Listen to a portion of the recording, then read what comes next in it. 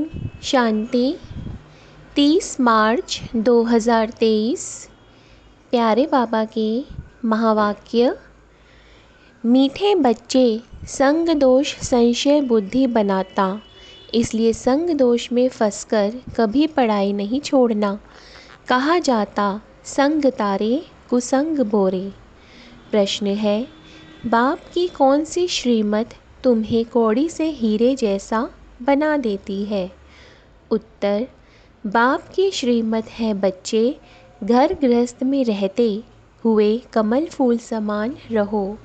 जैसे कमल फूल को कीचड़ और पानी टच नहीं करता, ऐसे विकारी दुनिया में रहते हुए विकार टच ना करे। यह तुम्हारा अंतिम जन्म है। निर्विकारी दुनिया में चलना है, इसलिए पवित्र बनो। इसी एक श्रीमत से तुम कौड़ी से हीरे जैसा बन जाएंगे, स्वर्ग का मालिक बन जाएंगे। गीत है, मुझको सहारा देने वाले। ओम शांति। बाप ने समझाया है कि भगवान एक ही है जिसने भगवती को रचा। बरोबर भगवानुवाच है, जैसे बैरिस्टर वाच, सर्जन वाच, यह फिर है भगवानुवाच। भगवान कहते हैं, मैं तुम्हें स्वर्ग का मालिक, राजाओं का राजा बनाऊंगा। यह है गीता। परंतु मनुष्य भूल गए हैं कि गीता का भगवान कौन था। श्री कृष्ण तो था स्वर्ग का नंबर 1 प्रिंस। इतनी ऊंच प्रालब्ध किसने प्राप्त कराई? ऊंचते ऊंच प्रालब्ध है राधे कृष्ण अथवा लक्ष्मी नारायण की। यह बात कोई भी समझ नहीं सकते हैं। राधे कृष्ण स्वयंवर के बाद लक्ष्मी नारायण बनते हैं। उन्हों को यह ऊंच पद किसने दिया?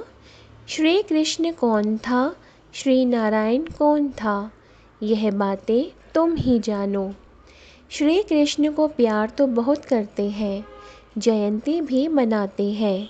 फिर जिससे श्री कृष्ण का स्वयंवर हुआ, उनके भी तो महिमा होगी। राधे कृष्ण को तो इकट्ठा ही दिखाते हैं। उन्हों को ऐसा किसने बनाया?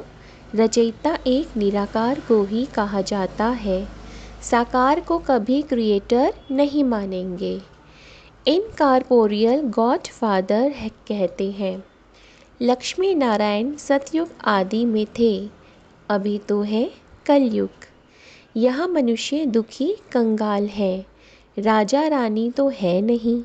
स्वर्ग की तो बहुत महिमा है। कोई मरता है तो कहते हैं फलाना स्वर्गवासी हुआ। स्वर्ग याद आता है तो ज़रूर स्वर्ग कोई अच्छी चीज़ थी। नरक में जो मरते हैं उनको पुनर्जन्म जरूर नरक में ही लेना पड़े। जैसा कर्म करते हैं उस अनुसार यहाँ जन्म लेना पड़ता है। अब भगवान है निराकार ज्ञान का सागर, जिसको सभी मानते हैं। उनका यादगार मंदिर भी शिव का है।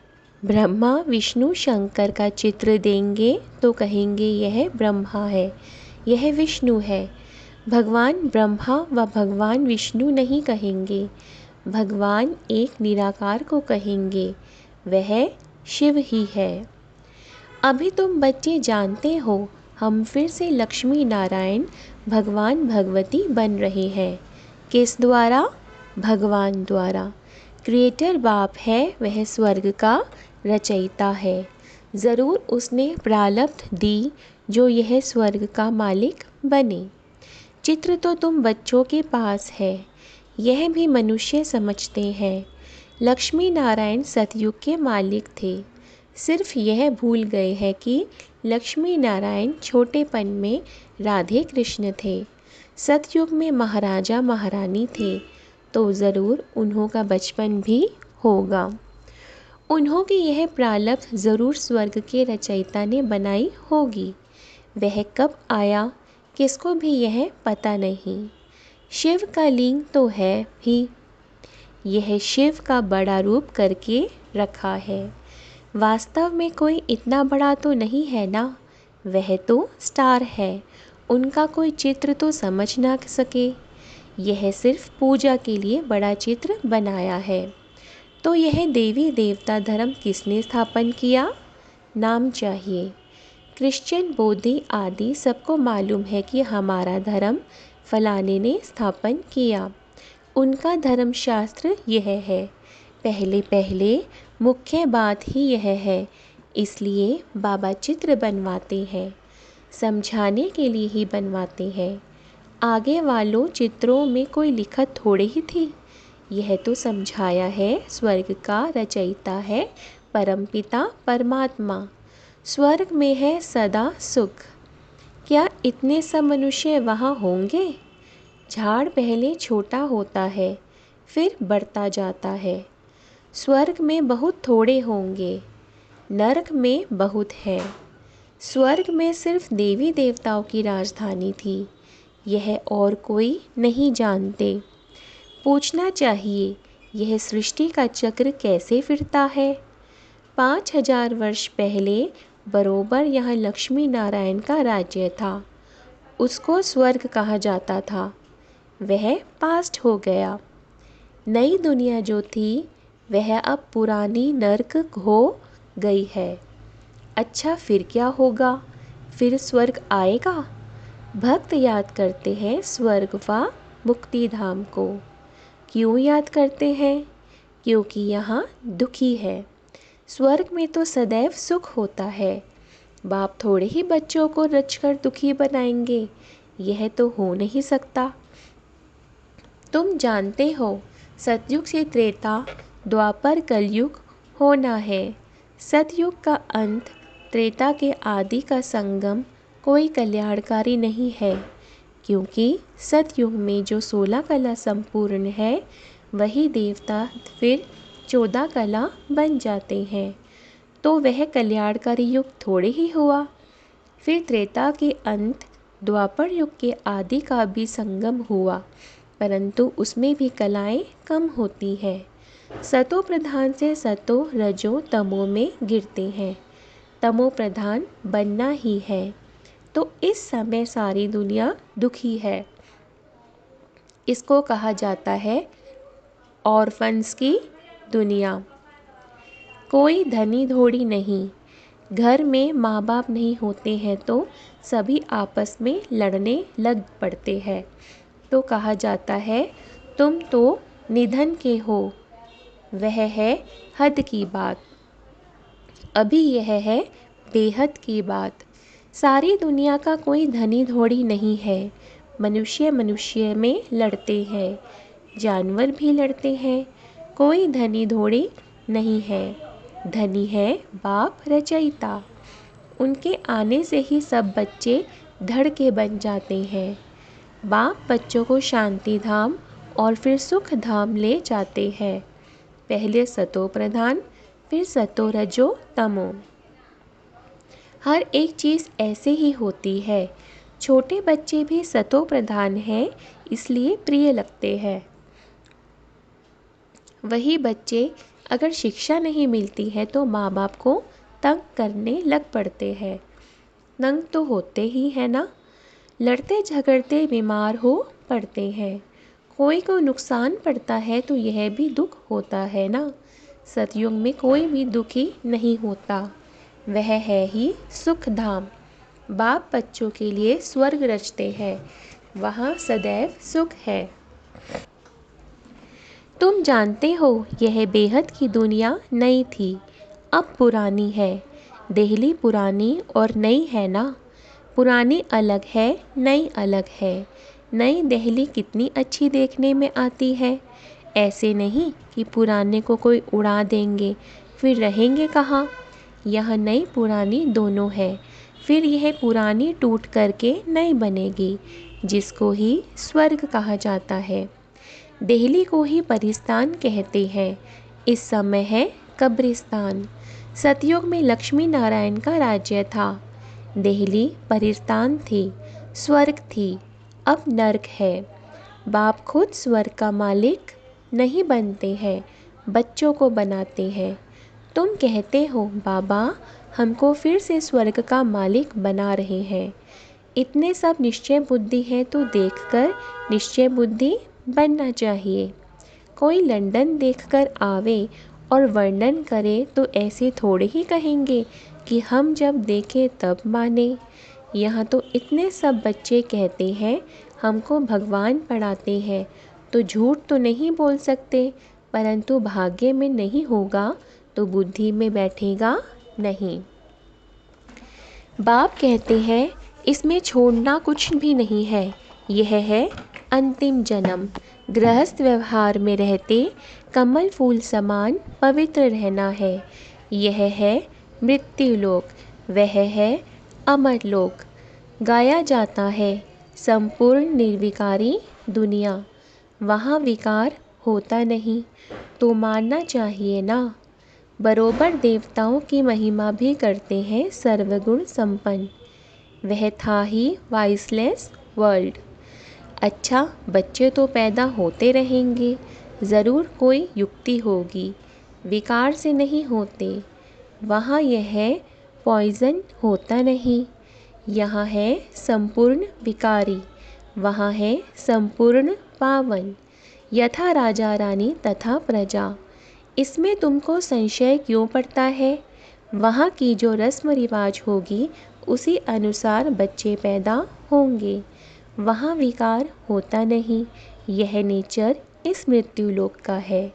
वहाँ तो कोई दुख देते नहीं, जानवर भी एक दो को दुख नहीं देते, वह भी ऐसे ही पैदा होंगे। अब तुमको चाहिए क्या? शांति चाहिए तो अपने को आत्मा समझ बाप को याद करो, तो मेरे पास चले आएंगे। जो स्वर्ग में आने वाले होंगे वह कहेंगे हम तो ज्ञान ज़रूर लेंगे, सुख ज़रूर लेंगे, बाप से स्वर्ग का वर्षा लेना है। तुम जानते हो हम बेहद के बाप से बेहद का वर्षा ले रहे हैं, बाप की श्रीमत पर चल रहे हैं। चलते चलते फिर कहाँ उल्टा सुल्टा तूफान आता है तो निश्चय टूट पड़ता है, माया से हार खा लेते हैं। बाप कहते हैं कल्प पहले भी ऐसे वर्षा लेते लेते हार खा ली थी, विकार में फंस गया था, गाया भी हुआ है संग तारे कुसंग बोरे, यह है सत्य का संग। उनकी श्रीमत पर चलने से हम नई दुनिया में आ जाएंगे। निश्चय में संशय आ जाता है तो वर्षा मिल ना सके। ऐसे बहुतों को निश्चय होते होते फिर संशय बुद्धि हो जाते हैं। तो माता पिता कहते हो फिर उनको छोड़ देते, यह भी ड्रामा में नूंद है। शिव बाबा के बने फिर ऐसे बाबा को फारकती देवंती हो जाते। तुम्हें ईश्वर का बनना है या रावण का? लड़ाई है ना। कोई तो माया पर जीत प्राप्त कर समझते हैं बाबा से वर्षा ज़रूर लेना है, श्रीमत पर चलते रहते हैं। एल्बम भी तुम्हारे पास है। जिन सभी बच्चों ने प्रतिज्ञा की है कि हमको गृहस्थ व्यवहार में रहते कमल फूल समान पवित्र रहना है, कमल फूल को पानी टच नहीं करता है।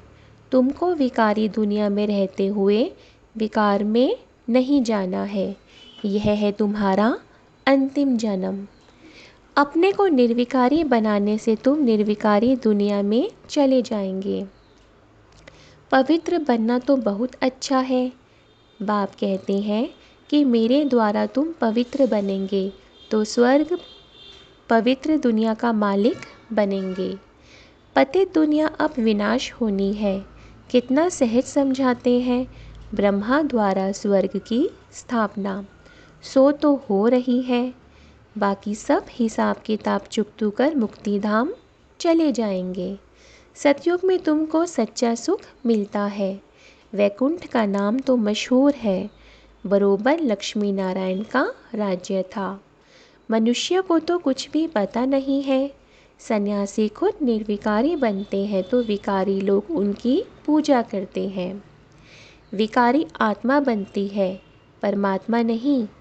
वह समझते हैं हम निर्विकारी बन परमात्मा बन जाते हैं, तो भी दो चीज़ तो है ना, आत्मा और परमात्मा। विकारी को तो परमात्मा नहीं कहा जाता। वह समझते हैं हम निर्विकारी बन परमात्मा बन जाएंगे। बाप कहते हैं ऐसे तो हो नहीं सकता, कोई भी मिल नहीं सकता। मैं आकर सबको वापस ले जाऊंगा। निशानी भी है महाभारी लड़ाई। बच्चों को राजयोग सिखा रहा हूँ। महाभारी लड़ाई है तो भगवान भी ज़रूर होना चाहिए। तो सभी झंझटों को हटाए, सभी के झगड़े ख़त्म कर दे। सर्वशक्तिवान तो बाप है ना। कहते हैं अगर तुम मेरी मत पर चलेंगे तो मैं तुमको स्वर्ग का मालिक बनाऊंगा। कल्प कल्प तुम मेरी श्रीमत से ऐसे श्रेष्ठ बनते हो। आधा कल्प बाद जब मेरी मत पूरी हो, आसुरी मत शुरू होती है तो तुम कंगाल कोड़ी जैसा बन पड़ते हो। अब फिर तुमको कोड़ी से हीरे जैसा बनाता हूँ। तो श्रीमत पर चलना चाहिए ना। बाबा कितना सहज समझाते हैं। अच्छा, मीठे मीठे सिकिलंदे बच्चों प्रति माता पिता बाप दादा का याद प्यार और गुड मॉर्निंग। रूहानी भाव की रूहानी बच्चों को नमस्ते। हम रूहानी बच्चों की रूहानी बाप दादा को नमस्ते। धारणा के लिए मुख्य सार। पहला, किसी भी तूफान के कारण निश्चय में कमी ना आए, इसके लिए संग दोष से अपनी संभाल करनी है। श्रीमत पर पूरा पूरा चलना है। दूसरा, इस अंतिम जन्म में श्रीमत पर संपूर्ण निर्विकारी ज़रूर बनना है। विकारी दुनिया में रहते हुए विकार टच ना करे, यह संभाल करनी है। वरदान है, अपने हर कर्म द्वारा दिव्यता की अनुभूति कराने वाले दिव्य जीवनधारी भव।